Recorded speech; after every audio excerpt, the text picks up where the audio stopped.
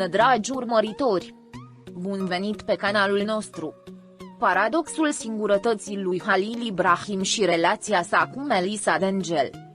Halil Ibrahim este unul dintre cele mai notabile nume din ultima vreme. A creat o bază largă de fani cu aspectul său frumos, carisma și abilitățile sale de actorie.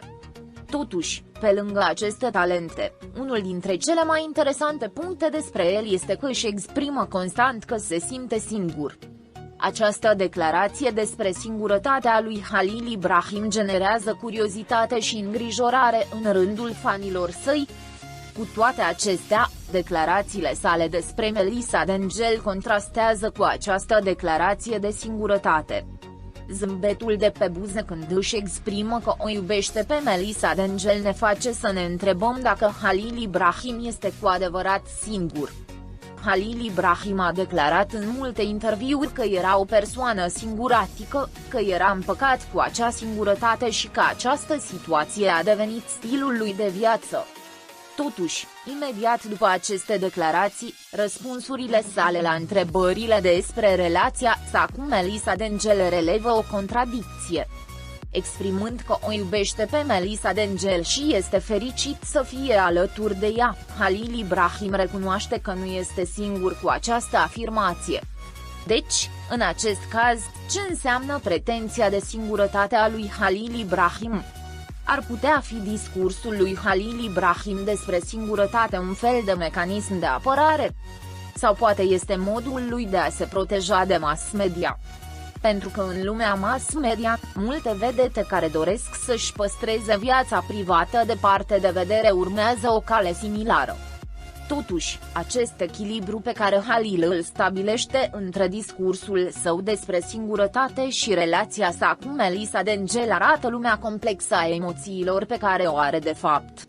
Pe de o parte, există un Halil Ibrahim care spune că o iubește foarte mult pe Melissa și își exprimă această dragoste cu un zâmbet, iar pe de altă parte, există un Halil Ibrahim care vorbește constant despre singurătate. Când aceste două situații se unesc, devine și mai dificil de înțeles starea de spirit a lui Halil Ibrahim. Ești cu adevărat singur sau această singurătate este doar o iluzie? Cuvintele lui Halil Ibrahim despre Melissa Dengel dezvăluie cât de sinceră și profundă este relația lor. Deși Halil Ibrahim exprimă că o iubește pe Melissa Dengel, aceste cuvinte de dragoste arată de fapt că nu este singur și că există o persoană iubitoare în viața lui. Cum afectează această relație cu Melissa starea de spirit a lui Halil Ibrahim? Te face o persoană mai fericită, mai pașnică, deși dragostea lui Halil Ibrahim pentru Melissa Dengel nu îi invalidează complet pretențiile de singurătate. Putem spune că această situație este încercarea lui Halil de a stabili echilibrul în viața sa. Poate că Halil încearcă să stabilească echilibrul în lumea sa interioară definindu-se ca o persoană singuratică, în timp ce își experimentează dragostea pentru Melissa Dengel. Aceasta poate fi o strategie pe care ați dezvoltat-o pentru a vă stabiliza starea mentală. Ceea ce spune Halil Ibrahim despre singurătate și iubire oferă indicii importante despre lumea sa complexă a emoțiilor. Halil Ibrahim, care spune că se simte singur, dar ai cărui ochii zâmbesc literalmente când vorbește despre Melissa Dengel, arată că trebuie să înțelegem cum trăiește cu adevărat împreună aceste două situații opuse.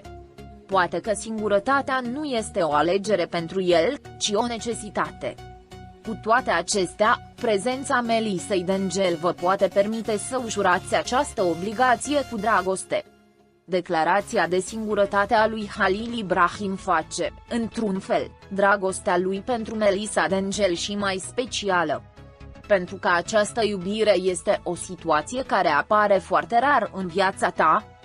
Iubitoarea Melissa Dengel îi poate oferi lui Halil Ibrahim o gură de aer proaspăt și îi poate oferi o rază de speranță în lupta sa împotriva singurătății. Prezența Melissei Dengel funcționează ca un element de echilibru în viața lui Halil Ibrahim. Acest lucru face dragostea lui Halil Ibrahim pentru Melissa Dengel și mai semnificativă. Ceea ce spune Halil Ibrahim despre singurătate și relația sa cu Melisa Dengel dezvăluie cât de adâncă este cu adevărat.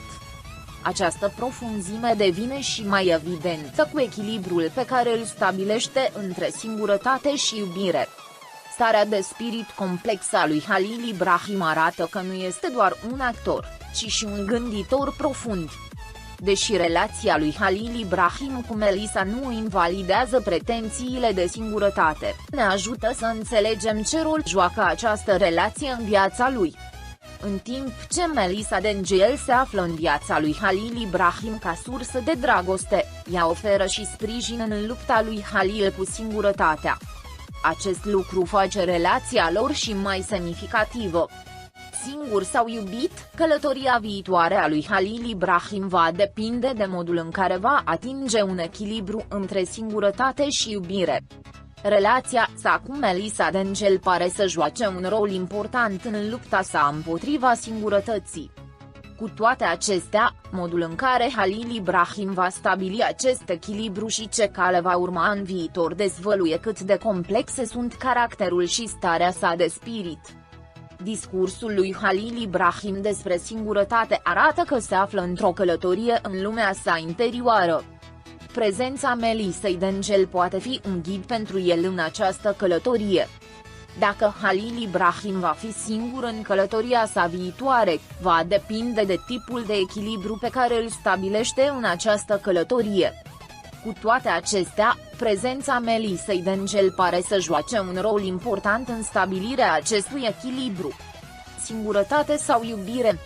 Ceea ce spune Halil Ibrahim despre singurătate și iubire arată de fapt starea de spirit complexă pe care o are. Relația sa cu Melisa Dengel dezvăluie modul în care încearcă să echilibreze această complexitate. Halil Ibrahim, pe de o parte, spune că se simte singur, iar pe de altă parte, afirmă că o iubește pe Melisa Dengel, arătând cum trăiește împreună aceste două situații. Această situație ne ajută să înțelegem echilibrul pe care Halil Ibrahim îl stabilește între iubire și singurătate în viața sa. Pe măsură ce Halil Ibrahim stabilește acest echilibru, el pornește și el într-o călătorie în lumea sa interioară. Prezența Melisei Dengel poate fi un ghid pentru el în această călătorie. Cu toate acestea, modul în care se termină această călătorie va depinde de calea pe care Halil Ibrahim o va parcurge în viitor.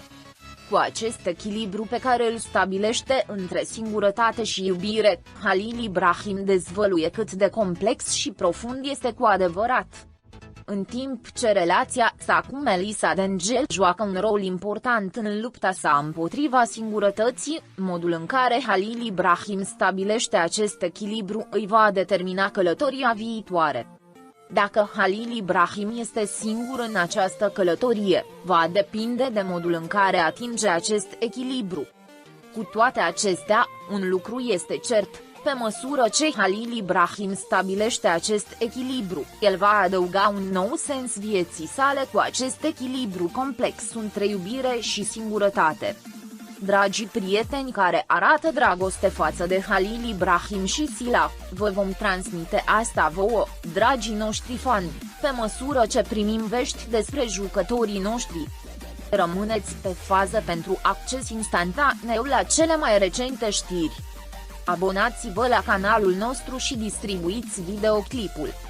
Pentru a fi primul care vizionează, fi la curent cu noile videoclipuri activând notificările. Fi sănătos! Pascali